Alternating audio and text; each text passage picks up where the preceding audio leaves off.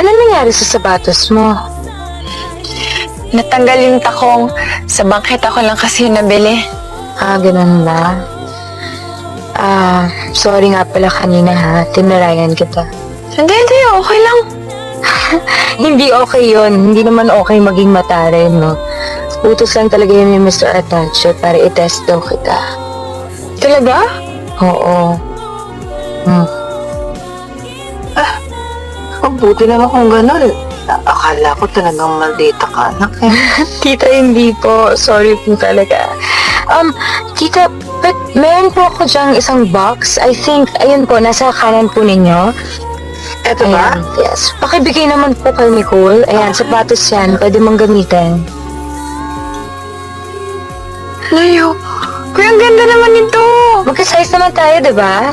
Sandali, sukatin